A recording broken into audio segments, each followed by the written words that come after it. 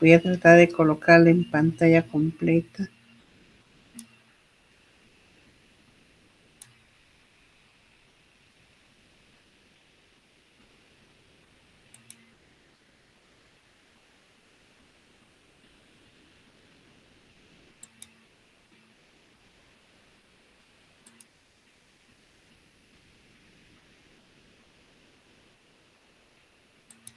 Ya, ¿ahora se ve? Sí, licenciado. Sí, licenciada. Bien, ya, bien, vamos a iniciar rápidamente, tratar de hacerlo más rápido. Nos teníamos pendiente el tema, lo que era cardiopatías congénitas. Vamos a desarrollar las patologías más frecuentes que se presentan tanto en nuestro hospital, en otras instituciones. Sobre todo el manejo por el tipo de patología es en el nivel que estamos. Hay algunas patologías vamos a tratar de que solo es manejo médico y derivación, dependiendo del grado de compromiso que tenga hemodinámico. Bien, empezamos con cardiopatía, luego vamos a proseguir, que tenemos temas pendientes de cromosopatías, traslado neonatal, y tenemos también una ponencia de seminario de lo que es prevención y manejo del dolor. Empezamos con cardiopatías. Como dice, es importante conocer la parte de la anatomía del corazón para poder entender un poco de las cardiopatías congénitas que se presentan y poder entender también cuando, por ejemplo, al nacimiento, sospechar que podríamos estar frente a una cardiopatía. Entonces, importante conocer las partes del corazón. Como vemos acá, es un corazón normal y luego tenemos las partes importantes que como dice, tenemos que identificar posteriormente qué es lo que pasa cuando hay un defecto en alguna de estas estructuras del corazón. Tenemos ahí aurículas, vamos a tener, ¿cuántas aurículas tenemos? Dos. Dos aurículas. Dos aurículas, ¿no es cierto? Aurícula derecha y aurícula izquierda. Izquierdo. Muy bien. ¿Y ventrículos? Dos también. Dos también. ¿No? Derecho e izquierdo, ¿no? Izquierdo. Entonces, entre aurícula y aurícula no debe haber comunicación, ¿no? Entonces, igual, si ustedes ven en la imagen, entre ventrículo y ventrículo tampoco hay comunicación, pero vamos a ver qué pasa cuando por ahí se presenta el defecto. Entonces, también tenemos válvulas importantes que tenemos que conocer, como es la válvula tricúspide, ¿no? Entonces, de la aurícula derecha para pasar al ventrículo derecho, va a pasar a atravesar a través de una válvula que se denomina la válvula tricúspide. En la aurícula izquierda, para pasar al ventrículo izquierdo, también hay otra válvula que se llama la válvula mitral. Muy bien.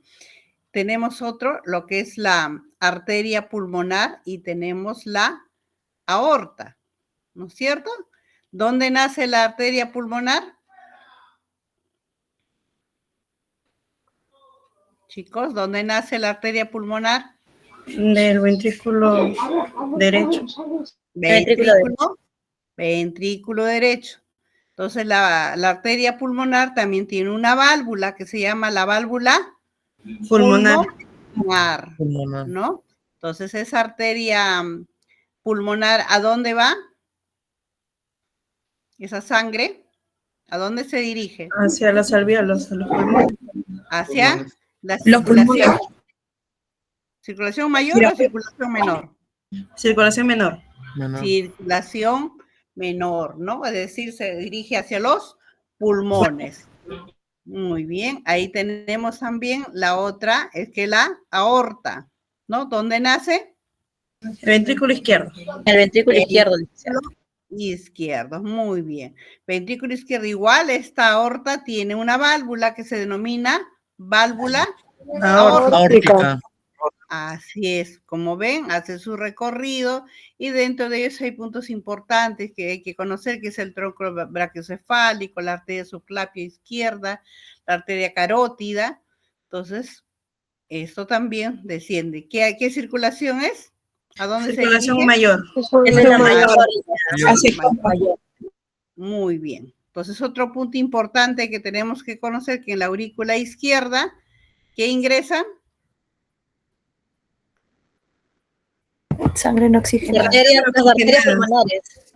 La sangre Oxigenada. oxigenada, ¿no? La que Oxigenada. regresa de los pulmones a través de 4 venas Pulmonares. pulmonares, ¿no? Entonces tenemos acá ya que retorna la sangre oxigenada. Importante entonces conocer estas partes del corazón para poder entender posteriormente lo que vamos a tratar el día de hoy. Entonces, tenemos estos puntos importantes que acabamos de recordar, porque esto ya ustedes lo han llevado en anatomía, llevado en la fisiología, y vamos a ver ahora qué pasa cuando hay defectos en esta zona. Bien, cardiopatías congénitas, como se dice, son defectos estructurales del corazón y de los vasos, de esos grandes vasos que resultan de un desarrollo embrionario, ¿no? Alterado, por eso se llaman congénitas. Aproximadamente estos ocurre entre la tercera y la 10ª semana de gestación. Se producen estos efectos. Entre la etiología, en la mayoría se dice que son multifactoriales, es decir, podría ser una combinación genética o ambientales, ¿no? Pero como sí solo ambientales, solo es un 2% y un 8% genética, ¿no? En las ambientales, pues, podría haber aquellas zonas donde hay, por ejemplo, fungicidas, pesticidas, ¿no? El mismo ambiente puede contribuir a que se produzca en una gestante, ¿no? El estar cerca a estas zonas, y en la parte genética hay mayor predisposición, ¿no? Si por ahí hay algún familiar o ya tuvo un antecedente de un hijo, es una mamá cardiópata, entonces las probabilidades también se incrementan. En cuanto a la incidencia, ¿no? Es la malformación congénita más frecuente en niños a nivel mundial, y en nuestro país, pues 8 de cada 1000 niños presentan cardiopatías congénitas, ¿no? Desde las 20 semanas de edad gestacional ya es posible detectar una cardiopatía congénita y es la primera causa de muerte en el primer año de vida. Solo aquellas cardiopatías que son muy complejas podrían ser muy mortales en el periodo neonatal. En cuanto a su clasificación, tenemos una clasificación clásica. Ya está pasando, se nota que está pasando las diapositivas. Sí, licenciada. Sí, licenciada. Muy bien.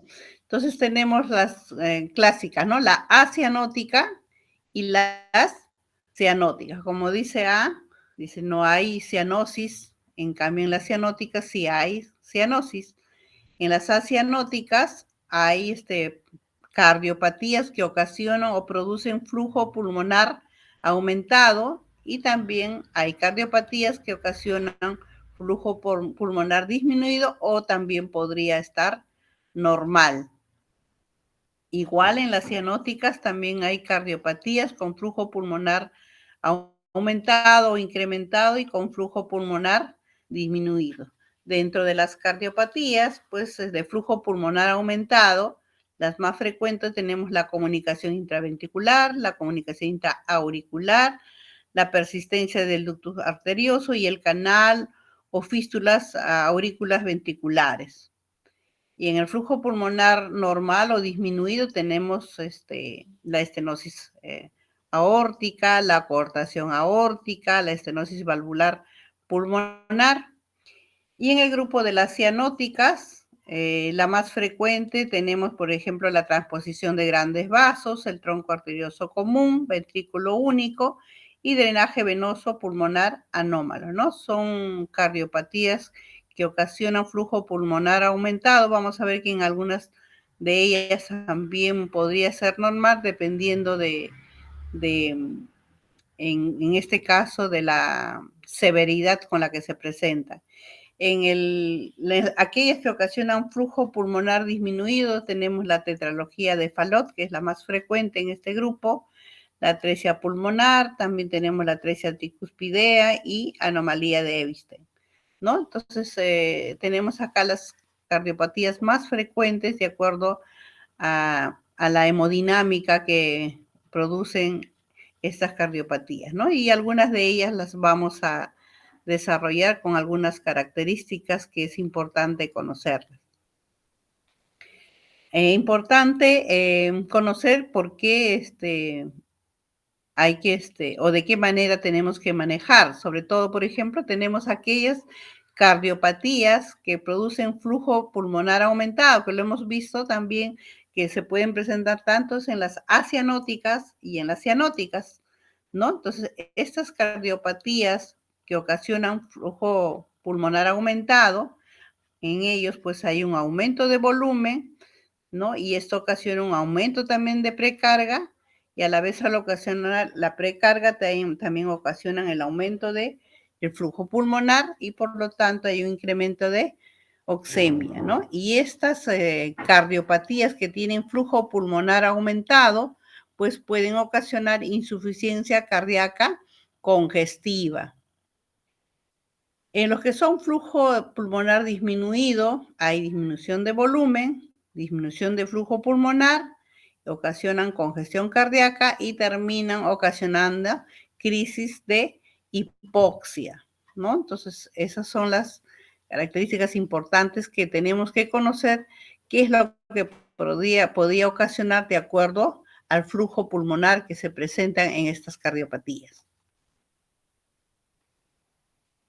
Entonces, hay algunas características también que tenemos que tener en cuenta. Aquellas cardiopatías que ocasionan flujo pulmonar aumentado van a producir cardiomegalias, ¿no? Y esas cardiomegalias, pues, o se observan cuando les solicitan una radiografía de tórax, por eso para ver si hay cardiomegalias, pero vamos a ver también que hay algunas cardiopatías que no producen cardiomegalias. En el flujo pulmonar aumentado, habitualmente hay cardiomegalia, y estas cardiopatías ocasionan infecciones respiratorias recurrentes. Hay signos y síntomas, habíamos dicho ¿y Elisa, qué significa? Insuficiencia cardíaca congestiva. Así es, ocasiona insuficiencia cardíaca congestiva y pueden ocasionar, ¿no?, hipertensión pulmonar.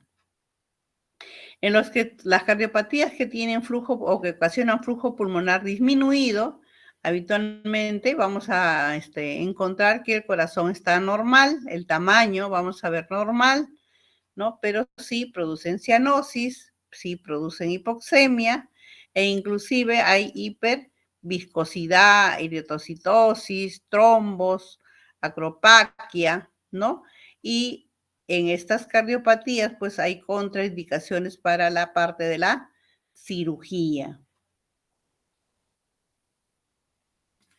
Como signos y síntomas así de alguna cardiopatía así en general, entonces podríamos encontrar soplos cardíacos, aunque han escuchado algún momento también que a veces hay cardiopatías que no soplan, ¿no? Pero habitualmente empezamos escuchando soplos cardíacos, ¿no? Entonces, cuando escuchamos soplos cardíacos, es importante que hay una sospecha de una cardiopatía. El otro es sobre todo cuando observamos la cianosis, ¿no? O algo, una coloración gris, sobre todo a nivel peribucal. Y esto a veces se produce al llanto, inclusive. El bebé empieza a llorar y a veces observamos que empieza a presentar una cianosis peribucal. Y eso nos tiene que llamar la atención, y de inmediato lo que sospechamos que es por ahí podría ser una cardiopatía. Entonces, cuando hay insuficiencia cardíaca, y estas insuficiencias cardíacas, pues como dice, se van a manifestar con taquimia, taquicardia, disnea durante la alimentación. Cuando justamente a veces la mamá le empieza a dar de lactar, observamos que el bebito pues incrementa y empieza a tener como dificultad respiratoria, ¿no? Pulsos podemos encontrar disminuidos o no palpables también, ¿no? Arritmias, frémitos, ¿no? Son algunas de las manifestaciones clínicas en forma general que podríamos encontrar en algunas cardiopatías. Sabemos que como toda patología, no siempre encontramos toda la sintomatología clínica, ¿no? Algunas de ellas sí podríamos encontrar. Y dentro de lo que nosotros empezamos a detectar, recuerden que también hacemos tamizaje, ¿no? El tamizaje cardiológico, como dice, este tipo de tamizaje sí lo venimos aplicando en nuestro hospital. Inicialmente lo realizaba el enfermero o enfermera que estaba de turno en los pacientes, como dice, previo al alta. Entonces, todo paciente que estaba en condiciones de alta, ¿no? Ya lo estábamos haciendo tamiz, ¿no? En la actualidad por el tipo o por la sobrecarga que tenemos de atención a nuestros pacientes, pues en la actualidad lo hace ya el pediatra, ¿no? Él es el que realiza el tamiz, igual que nosotros también realizábamos antes lo que era el tamiz metabólico. En la actualidad también lo pasamos ya a un programa, ahora existe en el hospital un programa que también en este caso sí lo sigue llevando enfermería, ¿no? Entonces el tamiz cardiológico es importante, han visto durante el desarrollo de sus prácticas, seguro han observado que una vez que terminan la visita, pasan a hacer tamizajes, ¿no? Tamizajes metabólicos que lo hace la enfermera del programa, el tamiz cardiológico y oftalmológico, ¿no? Entonces, uno de ellos es el tamiz cardiológico. Como dice, hacemos la prueba de este tamiz utilizando un oxímetro de pulso que lo vamos a colocar. Como ven, colocamos sensores, la toma es preductual, lo hacemos en la mano derecha, por eso que recuerden que cuando colocábamos el brazalete siempre se le decía que hay que colocar en izquierda porque después de esos pacientes hay que colocarles el sensor, el preductual en la mano derecha. En cambio, en el postductual que colocamos en el miembro inferior, eso sí lo podemos colocar en cualquiera de los lados, sea derecha, sea izquierda. Pero en el preductual siempre tiene que ser la mano derecha, ¿no? Entonces ahí tenemos la forma como podemos descartar o de repente tener probabilidades que podríamos estar frente a pacientes con cardiopatías, ¿no? Del tiempo que vamos a través de este tamiz se ha detectado casos de cardiopatía, inclusive una tuvimos que llegó a hacer una transposición de grandes vasos, justo lo hicieron a las 12 horas de vida, entonces se logró detectar, inclusive fue derivado al Hospital Cayetano y se logró intervenir rápidamente porque a medida que pasan las horas, ¿no? Estos pacientes con cardiopatías se van a complicar, ¿no? Entonces, importante conocer este tipo de tamiz que nos podrían ayudar, ¿no? Esto lo hacemos colocando, como decíamos, estos sensores en la mano derecha, le tomamos primero el preductual o también puede ser paralela o simultánea, ¿no? Entonces, decimos que es positivo cuando la saturación, pues, del neonato al colocarle este sensor nos va a dar menor de 90%, ¿no? En ambas, como dice, extremidades, el TC nos resulta ser positivo. Pero si la saturación está de 90 a 94 en ambas extremidades, ¿no? O hay una diferencia mayor al 3%, hay que volver a repetir en una hora. Es lo que nos dice la norma técnica. Y la saturación cuando es mayor o igual a 95% en ambas extremidades y una diferencia de 1 a 3% entre ambas, el test es negativo, ¿no? Entonces es importante, hay que volver a repetir, como decíamos, cuando encontramos esta saturación menor de 90 o 90-94, pero o si no encontramos una diferenciación, ¿no? Mayor a 3%. Entonces, y si volvemos a repetir, nos vuelve a salir lo mismo, consideramos como positivo. En estos casos, pues ya el pediatra hace la interconsulta en este caso al especialista que es el cardiólogo, ¿no? Y le hace la interconsulta en la cual refiere que a través del tamiz cardiológico, pues lo que le ha arrojado para que pueda descartar, ¿no? Entonces ya el especialista, pues, amplía para poder confirmar o derivar. Habitualmente piden ecocardiogramas, ¿no?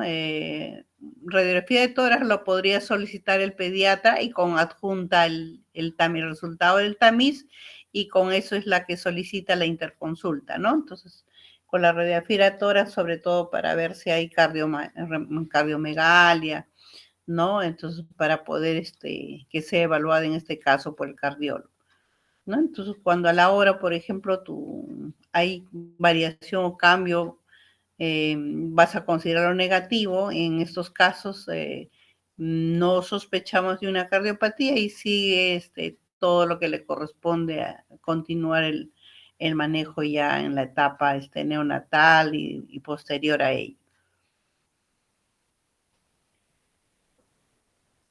En cuanto al diagnóstico, tenemos o se basan en varios. En primer lugar, en la anamnesis, hay que revisar la historia clínica, los antecedentes, o si dentro de ello tuvo una ecografía durante el embarazo, que de repente cuando hicieron los exámenes por ahí, sospecharon de una cardiopatía o tiene antecedentes, importante conocer.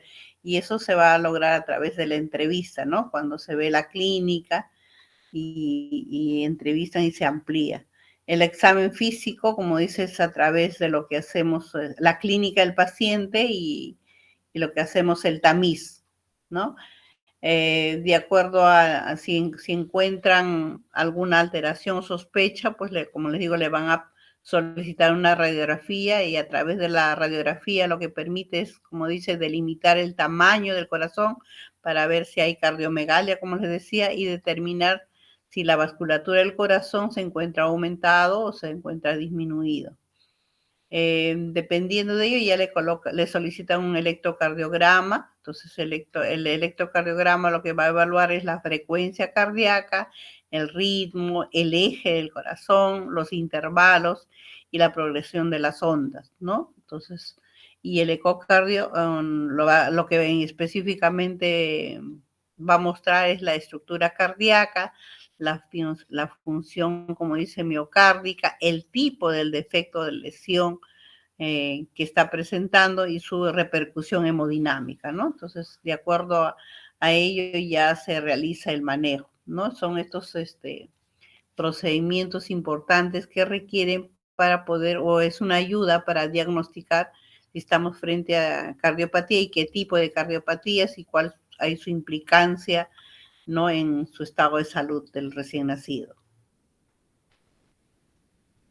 En cuanto al tratamiento, hay tratamientos así para todas las cardiopatías, hay tratamientos farmacológicos y hay tratamientos quirúrgicos, otros específicamente 100% quirúrgicos, ¿no? Entonces, dentro de lo que es farmacología, pues nos pueden indicar diuréticos, antiarrítmicos, inotrópicos, vasodilatadores, lo que es la prostaglandinas, o algunas veces inclusive oxígeno suplementario, ¿no? No todos los bebés cardiópatas requieren soporte ventilatorio, ¿no? Algunos inclusive se pueden complicar. Las complicaciones que pueden tener las cardiopatías o que pueden ocasionar, como decíamos, es la insuficiencia cardíaca congestiva, también repercute el crecimiento y desarrollo, hay retardos ponderales, hay problemas del ritmo cardíaco, ¿no? Pueden ocasionar accidentes cerebrovasculares, problemas emocionales, controles de por vida, estos tienen que ser constantemente monitorizados, ¿no? Evaluados continuamente para evitar complicaciones. En cuanto al pronóstico, un 25% puede requerir una intervención quirúrgica en el primer año de vida, dependiendo, ¿no? Si hay compromiso, como decíamos, hemodinámico, y la mayor mortalidad infantil a los 2 primeros años. Vamos a ver algunas cardiopatías cianóticas, ¿no? De acuerdo al shunt de izquierda a derecha. Entre ellas tenemos la comunicación intraauricular, ¿ya? Entonces, como dice, la comunicación intraauricular es un defecto del septum interauricular, ¿no? Decíamos que entre aurícula y aurícula no debe haber comunicación. En este caso hay una comunicación, como ven en la imagen, donde está la flechita negra, ¿no? Entonces ven que fluye por ahí la sangre, que no debe pasar, esa de rojito, ¿no? Está ingresando de lo que es de izquierda a derecha, significa que hay mayor presión, entonces por eso hace un shunt de izquierda a derecha. Entonces, ahí tenemos, es más frecuente en niños. En este caso, como ven, este defecto ingresa la sangre de la aurícula izquierda, va a pasar hacia la aurícula derecha. Entonces, se produce ahí este incremento de volumen y esto va a pasar ¿hacia dónde pasa? A ver, chicos. De la aurícula izquierda pasa la sangre de la izquierda hacia la derecha. Ya, la sangre se encuentra acá, incrementa el volumen. ¿Hacia dónde pasa? Ventrículo. Hacia el ventrículo Izquierdo. derecho, ¿sí? ¿A través de qué válvula? Válvula tricúspide. Tricúspide. A través de la válvula tricúspide. Muy bien, entonces ahí tenemos que la sangre oxigenada está pasando por ese defecto. Quiere decir que hay un agujero que está haciendo que se comunique con la aurícula derecha. Entonces ahí se produce una sobrecarga y pasa hacia el ventrículo derecho. Y en el ventrículo derecho no se hace más sobrecarga. ¿Y esto a dónde pasa? ¿Del ventrículo derecho a dónde va? La arteria pulmonar. Hacia la arteria pulmonar. ¿Y si arteria pulmonar a dónde dirige? Hacia los pulmones. Pulmones, ¿no? Por eso produce ¿qué produce? Un shunt. Una sobrecarga. Ajá, o produce un aumento del flujo Aumento del flujo pulmonar. pulmonar, ¿no? Aumento del flujo pulmonar, ¿no? Se va a una sobrecarga. ¿Ya? Entonces, como ven, ese es el recorrido, hace una sobrecarga. En cuanto a la clasificación, entonces se clasifican de acuerdo a su localización, ¿no? Hay de tipo ostium, hay de tipo premium y hay de tipo venoso, ¿no? La más frecuente, la de tipo ostium, casi un 60% de los casos que se producen en esa zona, y luego le sigue el de tipo premium, ¿no? La menos frecuente, las de tipo venoso, que puede ser superior, que puede ser inferior, que puede ser de tipo coronario. Entonces, el defecto de ostium premium es mayormente en los niños con síndrome de Down.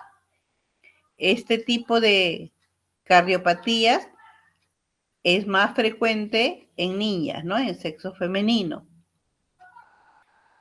Como ven, estas cardiopatías producen un shunt como decíamos, de izquierda a derecha, ¿no? Hay una sobrecarga de volumen, hay una sobrecarga de desechos, hay una sobrecarga en el circuito pulmonar, porque decíamos que pasaba de izquierda a derecha, ¿no? De los aurículas hacia el ventrículo y luego se dirigía a través de la arteria pulmonar hacia los pulmones, ¿no? Que ocasionaba un aumento del flujo pulmonar con sangre parcialmente oxigenada. En la clínica, ¿cómo se manifiestan? La mayoría son asintomáticos. Este tipo de cardiopatías mayormente se detecta en la edad adulta, sobre todo en las 30 a 40 años, ¿no? Cuando empiezan a cursar con hipertensiones pulmonares, cuando empiezan a cursar con insuficiencias cardíacas congestivas. Este tipo de cardiopatías también ocasiona infecciones respiratorias. En cuanto al soplo, es de tipo sistólico, sobre todo se oculta estos soplos en el foco pulmonar, ¿no? Entonces, cuando escuchamos un soplo sistólico en la zona del foco pulmonar, pues podríamos sospechar que podríamos estar frente a una comunicación intraauricular. En cuanto al diagnóstico, hemos visto que generalmente lo van a hacer en base a lo que es ecocardios, y radiografías, ¿no? Entonces, como dicen, en casos de cardiopatías o de comunicación, de ese tipo de cardiopatía que son de tamaño grande, se puede observar recién una cardiomegalia, ¿no? Va a depender del tamaño del defecto. En cuanto al tratamiento, como habíamos dicho, este tipo de cardiopatías son en el periodo neonatal, a veces pasa desapercibido en la edad de la infancia, adolescencia, ¿no? Cuando son pequeños, ¿no? Y si son inferiores a 7 milímetros, se cierran, inclusive pueden cerrarse de manera espontánea, no requieren ningún tratamiento. Y en caso que sean o que ocasionen insuficiencia cardíaca, podría realizarse a través de un cierre de cateterismo, ¿no? Entonces, mayormente se recomienda entre las edades de 3 a 6 años, ¿no? Es ese tipo de cardiopatías.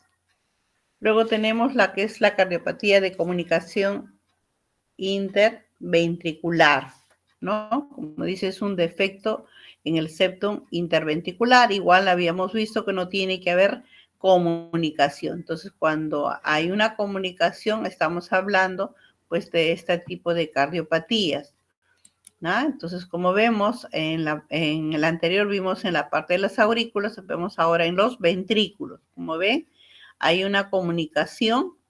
Igual en este caso del ventrículo izquierdo pasa hacia el ventrículo derecho. Entonces, cuando pasa este tipo de defecto, ¿qué ocasiona? Una sobrecarga. ¿En qué zona produce la sobrecarga?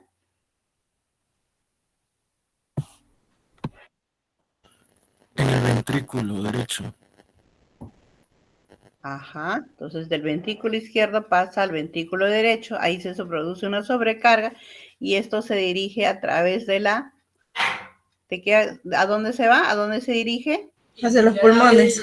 Igual la arteria Hacia los Arteria pulmones, pulmonar. ¿no? A través de la arteria pulmonar se va Porque la válvula igualmente que el anterior, va a haber un aumento del flujo pulmonar, ¿no? Entonces ahí, por ejemplo, vemos un shunt, igual el shunt es de izquierda porque tiene mayor presión, un shunt por ejemplo, cuando decimos shunt de izquierda a derecha, pues cuando pasa, ¿no? De la izquierda pasa hacia la derecha. Y decimos shunt de derecha a izquierda cuando la sangre al contrario, de derecha pasa hacia la izquierda. En este caso hay mayor presión, por eso que el shunt es de izquierda a derecha. Ya hay una sobrecarga hay una sobrecarga en el lado derecho, ¿no? Hay una sobrecarga en el circuito pulmonar, aumento del flujo pulmonar y el volumen desviado puede generar congestión pulmonar por hiperflujo. En cuanto a la clasificación, ¿no? Se clasifican en comunicación intraventriculares de tipo membranoso, también lo llaman perimembranosos, que es la más frecuente. También hay la comunicación interventricular de tipo muscular. Tenemos la comunicación intraventricular del septum de salida y del septum de entrada, ¿no? Entonces, estos son los 4 tipos de de comunicación interventriculares que pueden producirse, siendo la más frecuente, les he dicho, la membranosa, o también se llama perimembranosa. En cuanto a la clínica, la mayoría asintomática también, igual produce infecciones respiratorias.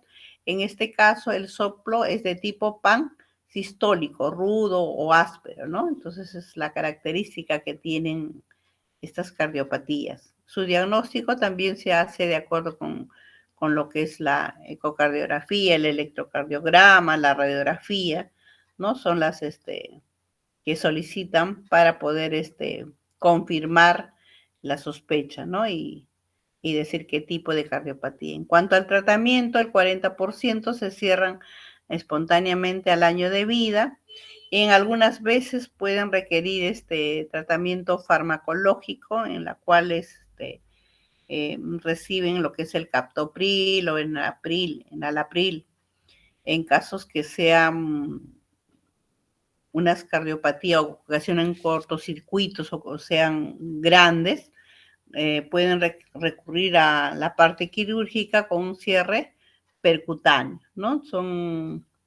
Pero la mayoría se cierran de manera espontánea, ¿no? Salvo que haya un compromiso hemodinámico, ¿no? Que comprometa en este caso, la vida del paciente. Tendría que ser una comunicación interventricular bastante grande para que pueda ser de manera quirúrgica.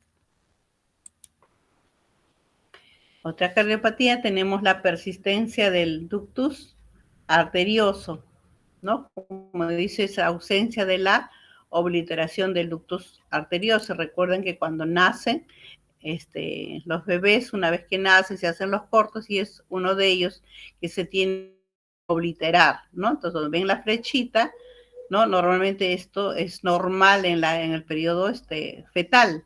Una vez que nace, estamos en el periodo neonatal, recuerden que esto se tiene que obliterar, pero hay ocasiones que no se oblitera o inclusive que a veces se ha llegado un poco a obliterar y se logra nuevamente aperturar, ¿no? Y a veces decimos que ha habido una sobrecarga y eso ha hecho que se aperture nuevamente, ¿no? Como dice, es la persistencia posterior, habitualmente a veces hasta las 6 semanas de vida puede volver a abrirse, ¿no? Acá produce un shunt de izquierda a derecha, ¿no? De aorta a arteria pulmonar. Fíjese, acá en la parte superior está lo que es la aorta y ahí se encuentra justamente ese conducto, ¿no? Entonces, el ductus. Entonces, como ven, ahí se produce la apertura o no se oblitera y va a ocasionar igual una sobrecarga. Tenemos ahí la arteria pulmonar que está y como está conectada, igual se produce una sobrecarga. ¿Y la sobrecarga dónde va también? Hacia la circulación menor, ¿no? Menor. Es decir, hacia los pulmones, ¿no? Hacia los pulmones. Cuando son ductus grandes, hay un hiperflujo igual pulmonar, una sobrecarga de circuito pulmonar y de cavidades izquierdas. En cuanto a la incidencia, es de 5 a 10% de los casos de cardiopatías congénitas, la más frecuente en niñas en sexo femenino, y esto se produce más en los prematuros, ¿no? Y está asociada también a la enfermedad o patología que podría tener la mamá, como es la rubeola, ¿no? Es la más frecuente a nivel nacional. Podría también ser solo la persistencia del ductus arterioso, también podría haber asociada a otras cardiopatías que son frecuentes, que viene a ser la comunicación intraauricular o la comunicación interventricular, ¿no? Pero en los prematuros habitualmente son solos, ¿no? Como un PCA. Vamos a ver acá. Clínicamente hay un soplo continuo pulmonar irradiado hacia la clavícula izquierda, es por la zona del defecto donde se produce, e inclusive el ruido, el tipo de soplo que se puede percibir, como dices, en maquinaria, ¿no? Es como una máquina que estuviera funcionando, es el tipo de soplo que podemos auscultar. Puede comportarse como una insuficiencia cardíaca izquierda con edema pulmonar, Por eso que a veces los bebés, cuando hay el PCA, hay que tener mucho cuidado en los manejos. Recuerden que a veces tenemos bebés que salieron de la unidad de cuidados intensivos y están intermedios, ¿no? Y están recibiendo alimentación y solo hay que dar lo que requiera, porque a veces le podemos dar mucha sobrecarga y eso a veces hace que se abre, que nuevamente se aperture ese ductus y hacemos que se abra y a veces decimos, ¿no? Si no se escuchaba, soplo y ahora ¿por qué escucho? ¿No? Entonces hay que tener mucho cuidado, sobre todo con los prematuros, ¿no? El pulso arterial es rápido y saltón, como dice, son características cuando se evalúa a estos pacientes. Puede presentar hipertensión pulmonar, ¿no? Puede haber frémito también, son algunas características que podría presentar, ¿no? Y en el diagnóstico igual se solicitan ecocardio, ¿no? EKG, radiografía, ¿no? Y en la radiografía podrían observarse cardiomegalias. En cuanto al tratamiento, hay un cierre espontáneo durante el periodo de la lactancia. También podríamos encontrar soplos. Cuando hay soplo y persiste estas tipo de cardiopatías, inclusive a veces cuando el ductus arterioso es bastante, se apertura casi completo, entonces, ¿qué hace? Que en los bebés no ganen peso, ¿no? No hay ganancia de peso, son más dependientes del oxígeno y necesariamente a veces tienen que ser intervenidos quirúrgicamente, ¿no? Entonces, podrían hacer con una ligadura, con un clip o de manera percutánea, ¿no? Son los tipos de cirugía que se puede aplicar. En cuanto al tratamiento médico, también en la actualidad nos dan muy buenos resultados, ¿no? Nosotros como hospitales nivel 2 no manejamos lo que es la indometacina, que es la que te ayuda al cierre, que es el medicamento específico, pero sí nosotros utilizamos lo que es el ibuprofeno, ¿no? A veces el médico nos indica por 3 días que debe recibir y en estos 2 últimos casos que tuvimos de persistencia de ductus arteriosos en 2 prematuros, entonces se logró cerrar con manejo de ibuprofeno, ¿no? Que lo reciben por vía oral.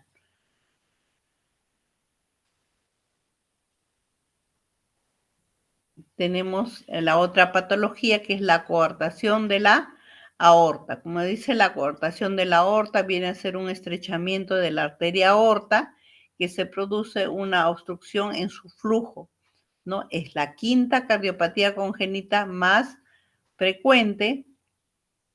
La incidencia es de 6 a 8 de todas las cardiopatías congénitas, más frecuente en el sexo masculino y es típico en estas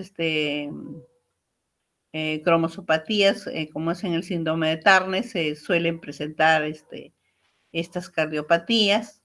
Más del 70% se asocia también con la válvula aórtica bicúspide y la coartación aórtica en el periodo neonatal suele ser muy severa en cuanto a su cuadro clínico. Puede clasificarse como preductual, más frecuente en niños, y la postductual, más frecuente en los adultos. Es una cardiopatía considerada como obstrucción de flujo sanguíneo específicamente, ¿no? Produce un aumento de poscarga ventricular izquierda, disminución del flujo en la parte inferior del cuerpo, hay diferenciación de presiones, ¿no? Recuerden acá, si ven la flechita, ven acá como si hubiese reducido por esa coartación. Entonces, a veces cuando tomamos presiones, a veces si hay sospecha, los médicos nos envían a tomar presiones arteriales, ¿no? Entonces, la superior e inferior. Clínicamente, como dicen, la preductual ocasiona insuficiencia cardíaca congestiva grave y la tasa de mortalidad en el periodo neonatal es bastante alta. En la postductual puede ser asintomática, como decíamos, es más frecuente en la edad adulta. Lo que frecuentemente se puede encontrar como sintomatología clínica es ausencia o retraso o disminución de los pulsos femorales, justamente por el estrechamiento de esta arteria aórtica, ¿no? Que se produce. Presión arterial brazo-pierna en posición supina. A veces hay una diferenciación de 20 milímetros de mercurio, y el tipo de soplo es mesosistólico, ¿no? Tórax y espalda, o también lo llaman escapular. En cuanto al tratamiento, es quirúrgico, ¿no? Es el único tratamiento definitivo. Electivo se recomienda más o menos a los 3-6 meses de vida. Es urgente o de emergencia cuando hay una falla cardíaca, un compromiso de crecimiento, y como les decía, a veces no ganan peso los bebés o los niños que tienen cardiopatías, tienen gran déficit de ganancia ponderal, y a veces se requieren administración de prostaglandinas para mantener el ductus abierto, ¿no? Hay algunas ocasiones que, como decíamos, a veces no viene solo, viene acompañado de otras cardiopatías y puede complicarse más. Ya, como ven, acá se produce la coartación o estrechamiento, ¿no? Justo en la aorta. Vamos a ver ahora las cardiopatías cianóticas. También vamos a tratar la más frecuente. Y dentro de la más frecuente tenemos lo que es la tetralogía de Fallot. Como dice tetralogía, pues incluye 4 defectos: una comunicación intraventricular, una estenosis pulmonar, acaparamiento de la aorta, y una hipertrofia del ventrículo, en este caso derecho, ¿no? Ahí hablamos de tetralogía de Fallot. Hay algunas veces que puede agregarse a estos 4 defectos un defecto más, que podría ser la comunicación intraauricular. En ese caso ya no hablamos de tetralogía de Fallot, sino hablamos de pentalogía de Fallot. Es la segunda cardiopatía cianótica más frecuente al nacimiento, la más frecuente en el primer año de vida, y se asocia mayormente a cromosopatía, ¿no? Entonces, en cuanto a la parte fisiológica, las consecuencias hemodinámicas dependen del grado de la obstrucción pulmonar. En este caso va a depender del grado de la estenosis pulmonar que ocasiona, ¿no? Una estenosis pulmonar, cuando hay estenosis pulmonar produce un shunt, en este caso es de derecha a izquierda. Entonces, cuando hay este tipo de shunt, van a producir cianosis, y estos niños producen o hacen crisis de hipoxemias, ¿no? Hipoxémicas. Por eso lo conocen en algunos lugares como niños azules, ¿no? Pero eso es dependiendo del grado de estenosis pulmonar. Esos producen flujo pulmonar disminuido, un soplo de estenosis pulmonar, no hay cardiomegalia, ¿no? La clínica en sí va a estar en base al grado de la estenosis pulmonar, va a depender del grado de estenosis pulmonar, ¿no? Entonces tenemos acá donde dice 1, recuerden ahí que tenemos, ¿qué tenemos ahí? A la arteria pulmonar. La arteria. ¿Y cuál hay? Ahí hay una válvula, ¿no es cierto? Válvula pulmonar. Eso es. Entonces, Válvula el pulmonar. grado de compromiso va a depender de la estenosis que se produce en esta válvula, ¿no? Entonces, si la estenosis o la obstrucción pulmonar es mínima, es pequeña, ¿no? Va a producir, miren, un hiperflujo pulmonar, ¿no? Por flujo de izquierda a derecha, ¿no? Entonces, recuerden que le habíamos dicho que es de derecha a izquierda, ¿no? Pero a veces eso depende del grado de la estenosis pulmonar. Si es pequeñita, no va a pasar, va a ir normalmente hacia arriba, ¿no? Hacia lo que es la circulación menor, casi normal la cantidad de sangre. Entonces, cuando es pequeñita, ahí en este caso va a producir un shunt de izquierda a derecha, y a eso es la que le llaman Fallot rosado, ¿no? Es decir, que en este caso, los niños con tetralogía de Fallot que tienen una estenosis pulmonar leve, ¿no? Casi no hacen cianosis, son no cianóticas. Pero si la estenosis pulmonar o la obstrucción, ¿no?, pulmonar es severa, ¿no? Ahí van a producir flujo pulmonar disminuido. En este caso, si es el shunt de derecha a izquierda, de derecha a izquierda, y estos bebés pues van a hacer una cianosis severa. Entonces, en esta patología de tetralogía de Fallot va a depender mucho de la obstrucción que producen en esta zona pulmonar. El diagnóstico igual se hace con una ecocardiografía, con una radiografía y con un EKG, ¿no? En la radiografía habitualmente la forma del corazón van a verle con una forma de bota o zapato, que lo llaman. El tratamiento es manejo de la crisis de la hipoxemia y cuando hay mucho compromiso, cirugía de 3 a 6 meses, ¿no? Estos niños tienen gran retardo ponderal, las saturaciones que ellos manejan podrían estar de 80 a 85, en casos graves, pues ellos inclusive manejan saturaciones de 75 a 80, para ellos es normal, ¿no? Entonces, recuerden que cuando hemos hablado de tetralogía son 4 defectos y cuando hablamos de pentalogía son 5 defectos porque se agrega la comunicación intraauricular. Como vemos, si hacemos vamos a ver acá, por ejemplo, decíamos 4 defectos, ¿cierto? A ver, ¿qué era uno de ellos? Acá están los defectos. Primero hace una comunicación, imagínense, acá está, entre ventrículos y ventrículos, vamos a ver una comunicación Intraventricular. ¿Ya? Fíjate este círculo que está, ahí hay una comunicación intraventricular. También mucho va a depender del tamaño del defecto de esta comunicación intraventricular también. Pero a esto se agrega que hay, en este caso, hay una hipertrofia, ¿no?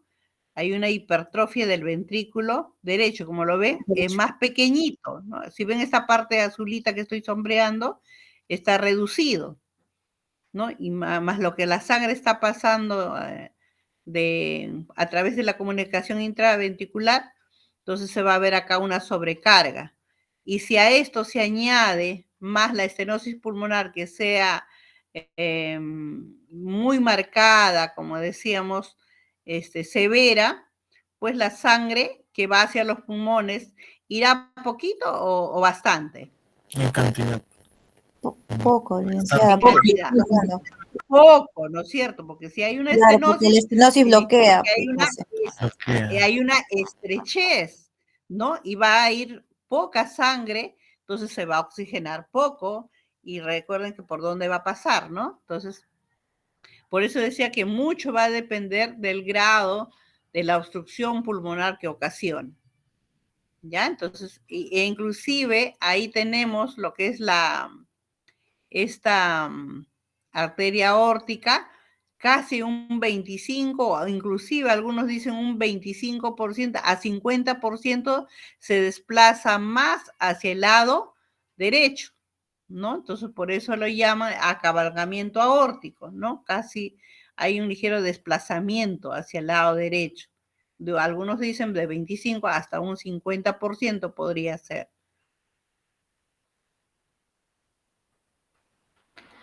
La otra cardiopatía tenemos transposición de grandes vasos, ¿no? Entonces, en este caso, como dice transposición de grandes vasos, en este caso la aorta se origina en el ventrículo derecho, ¿cierto? Normalmente, ¿dónde debería ser? Ventrículo izquierdo. En el izquierdo. Esto debe ser en el izquierdo, ¿no? Entonces, y el pulmonar en el ventrículo izquierdo, ¿ya? Por eso le llaman transposición de grandes vasos. Se De invierte 5 a la un condición. 8% el total de cardiopatías es más frecuente en el sexo masculino, pero también estas cardiopatías no vienen solas, se asocian a comunicaciones intraauriculares, persistencia del ductus arterioso o comunicación intraventricular. Inclusive estas asociaciones podría ayudarlas mucho a no tener mucho o sobrevida, sobre todo en los neonatos, ¿no? Entonces, como dice, se producen dos circuitos en paralelo, el ventrículo derecho está en la aorta y el ventrículo izquierdo en la pulmonar, ¿no? Produce un flujo pulmonar aumentado, este tipo de cardiopatías en el nacido es cianosis desde el nacimiento. Si vemos un bebé que nace y nace cianótica y nunca se recupera, lo primero que pensamos, ya, decimos, podría ser una cardiopatía compleja y dentro de ellos tenemos la transposición de grandes vasos. Entonces, un bebé con cianosis desde el nacimiento y no recupera saturación 70, 80, de inmediato pensamos que podría ser un bebé con transposición de grandes vasos. Se incrementa o empeora el cuadro si se cierra el ducto. Recuerden que cuando nace el bebé tiene que cerrarse de manera fisiológica el ductus, ¿no? Y luego anatómicamente. Entonces, dentro de esos primeros 12, 15 horas se producen esos cierres de ese ductus. Entonces, el bebé normalmente podría estar cianótico, pero se va a complicar cuando se cierra ese ductus. Entonces, en este caso de estas cardiopatías, lo que se quiere es que, o lo que podría ayudar a sobrevivir es que este ductus no se cierre, al contrario, quede abierto, ¿no? Entonces, a veces pues no se puede, cuando estos bebitos nacen, a veces no tienen, en las pruebas, o en las ecografías fetales no se hicieron, no lo detectaron, pues definitivamente cuando nace no podemos sospechar que podríamos estar frente a transposición de grandes vasos y hacer de que no se cierre ese ductus, ¿no? Como dice el otro, la clínica pueden producirse sudoración, dificultad al alimentarse, ¿no? Se cansa o se vuelve completamente cianótica. Si no se trata, fallece el 90% en el primer año de vida. Diagnóstico igual con ecocardios, con electrocardiogramas, con radiografía y en la placa radiográfica más o menos el corazón tiene forma de oval. Si tiene esta forma, se sospecha de inmediato de una transposición de grandes vasos. En el tratamiento, las prostaglandinas, pues estas prostaglandinas van a ayudar que no se cierre el ductus. En este caso, en estas cardiopatías, lo que se quiere es de que se permanezca abierto. Entonces hay que dar, en este caso sí conviene mantener abierto el ductus, ¿no? Entonces para eso se da la prostaglandina. Y posteriormente podrían hacer una cirugía, lo llamamos una cirugía paliativa, y posteriormente se hace ya una cirugía reparadora, ¿no? Entonces, a veces si se cerró el ductus, pues hay que ingresar en la parte de la cirugía para aperturar, ¿no? Por eso cuando se detectan estos de inmediatos tenemos que referirlos para que puedan salvarle la vida a este tipo de pacientes.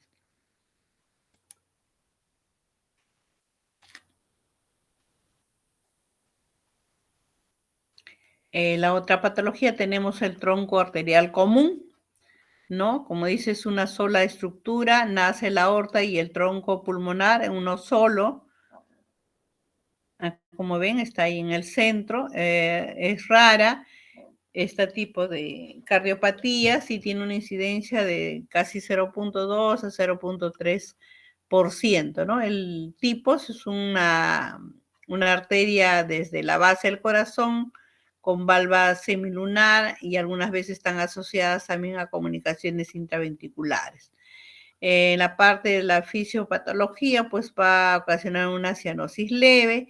Clínicamente hay un callado aórtico hacia la derecha, cianosis, taquimia, diaforesis, y la presentación clínica típica es con insuficiencia cardíaca congestiva que se inicia en las primeras semanas de vida y en una alta mortalidad, ¿no? Hay soplo pansistólico. Igual se logra diagnosticar ya con ecocardios, con radiografías, con EKG, y el tratamiento es, a veces hacen una cirugía también paliativa para luego posteriormente hacer una cirugía correctiva, ¿no? Pero es muy poco frecuente este tipo de cardiopatías, ¿no? Entonces terminan haciendo solo uno, por eso le llaman tronco arterioso común.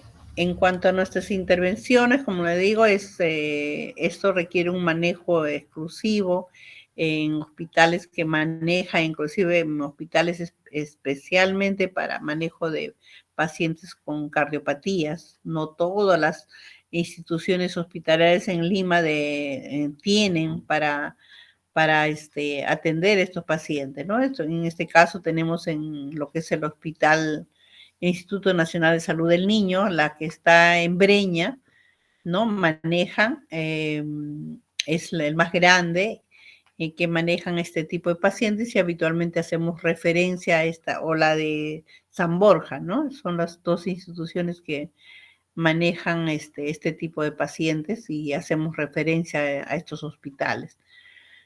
En cuanto a nuestras intervenciones, hay que ver en el momento de nacimiento o en el nivel que estamos, velar sobre todo el patrón ventilatorio, nutricional y hemodinámico, ¿no? La parte ventilatoria, pues estos pacientes, como les decía, las saturaciones no vamos a esperar que estén de 90 a 95, en ellos podríamos tener de 75 a 80, de 80 a 85, que son saturaciones que habitualmente manejan, ¿no? Entonces, otra forma de ayudar a la parte respiratoria, ventilatoria, es colocarle en una posición, que podríamos colocarle una posición Fowler, casi sentado, semi-Fowler, ¿no? Ambiente térmico adecuado también. Recuerden que hay compromiso respiratorio, entonces, para evitar mayor complicaciones, asegurar las vías aéreas permeables. A veces hay que aspirar si hay secreciones, oxígeno suplementario, ¿no? Solo si la saturación es inferior al rango indicado, como les decía, si la saturación está a menos de 75, dependiendo de la clínica, y de acuerdo como digo, no todas las cardiopatías requieren soporte ventilatorio. Hay que descomprimir la cámara gástrica. Recuerden que un abdomen globuloso tenso va a complicar más la parte respiratoria. Eliminar factores que causen llanto para disminuir la fatiga. Los bebés al llanto, recuerden que se volvían mucho más cianóticos. Administrar líquidos y diuréticos según prescripción médica. En este caso hay que tener mucho cuidado con la administración de líquidos. Solo hay que dar lo que le corresponde, lo que está indicado. Hay que cumplir con la terapéutica indicada. Diuréticos, a veces cuando ya ven que hay congestión pulmonar, pues hay que administrar diuréticos de acuerdo a lo que nos está indicando. En la parte hemodinámica hay que monitorizar, hay que, en los equipos multiparámetros tienen para tomar electrocardiografía, ¿no? Asegurar una vía venosa central en caso que hay que administrar de repente digitálicos, ¿no? Entonces es importante tener una vía central. Registro estricto de parámetros hemodinámicos, hay que monitorizar presión arterial, ¿no? La presión media, la saturación, ¿no? Entonces hay que hacer un buen monitoreo.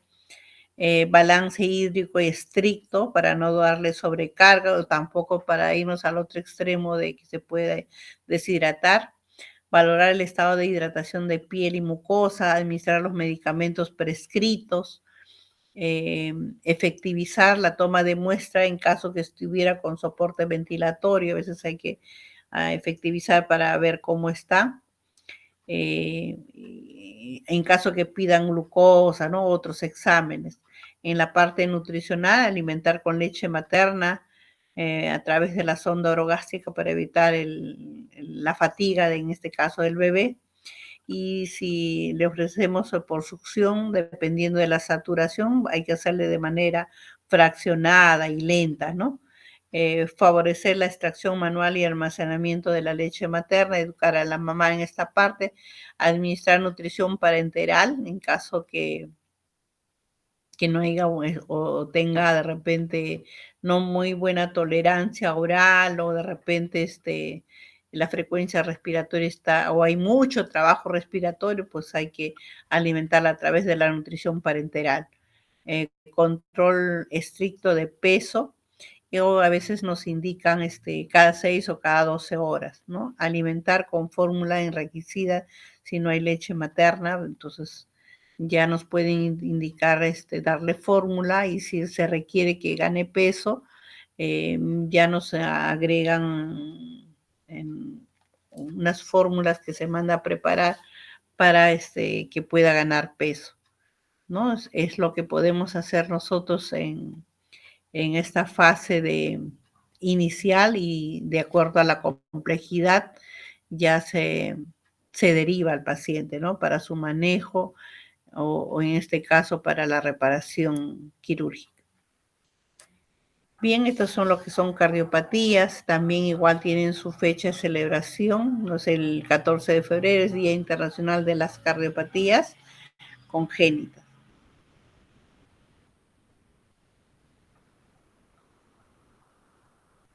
Bien, no sé si hay alguna pregunta. Rapidito hacemos la otra clase.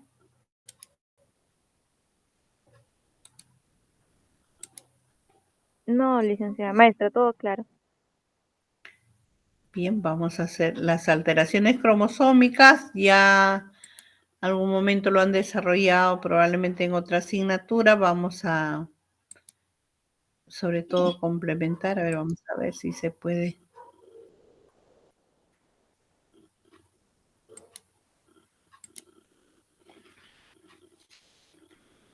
A ver, está bien lenta y no nos ayuda esto.